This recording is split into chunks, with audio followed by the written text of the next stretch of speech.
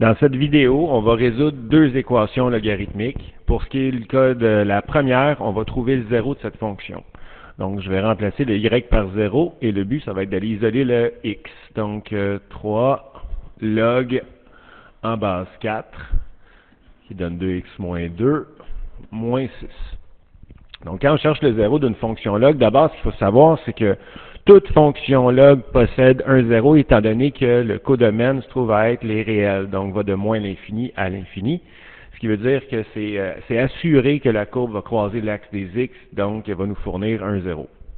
Donc, la priorité ici va être de se débarrasser des paramètres k et a. On va faire plus 6 des deux côtés, et ensuite, on va diviser par le paramètre a qui vaut 3. Donc, ça va faire 6 tiers qui donne 2. 2 est égal à log en base 4, qui donne la puissance 2x moins 2. Bon, ce qu'on cherche comme information ici, c'est la valeur du x. Et le x se retrouve à la position de la puissance de la forme logarithmique. Quand on s'intéresse à la puissance, on doit transformer la forme logarithmique en forme exponentielle. Et ça, c'est la base, qui est 4, affectée de l'exposant, qui est 2, est égal à notre puissance, 2x moins 2. Toujours dans le but d'aller trouver la valeur du x. 4 à la 2 donne 16. 16 égale 2x moins 2. Et là, on se retrouve avec une équation typique. On fait plus 2 des deux côtés. Donc, 18 égale 2x. Il ne reste plus qu'à diviser par 2 et on obtient le 0 qui est x égale 9. Deuxième cas, on a une résolution d'équation plus typique ici. Là, on cherche à quel moment la fonction qui est le membre de droite est égale à 4. Donc, c'est sûr et certain que ça va arriver, au même titre que c'était sûr et certain tout à l'heure qu'il allait y avoir au moins, pas au moins, mais qu'il allait y avoir un 0 en fait. Donc, ici, ce qu'on va faire, c'est encore une fois, on se débarrassera du K et du A.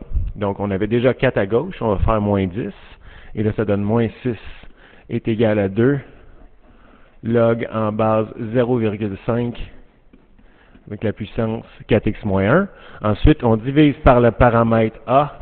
On aurait pu faire le K et le A en même temps. Là. Et là, on obtient moins 3 est égal à log en base 0,5 qui donne la puissance 4x moins 1. Encore une fois ici, étant donné que je cherche la valeur du x qui est dans la position puissance de la forme logarithmique, on va transformer la forme logarithmique en forme exponentielle. Donc, ma base, qui est 0,5, affectée de l'exposant moins 3, qui donne la puissance 4x moins 1.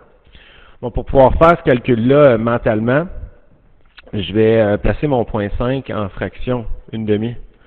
Une demi à la moins 3, pour moi, là, mentalement, ça se calcule plus facilement. Est égal à 4x moins 1. Je continue par ici. Une demi à la moins 3 donne 2 à la 3. Et 2 à la 3, éventuellement, va donner 8. Donc, 8 est égal à 4x moins 1. On enlève le moins 1, donc 9 égale 4x, on divise par 4, et j'obtiens ici que mon x est égal à 9 quarts.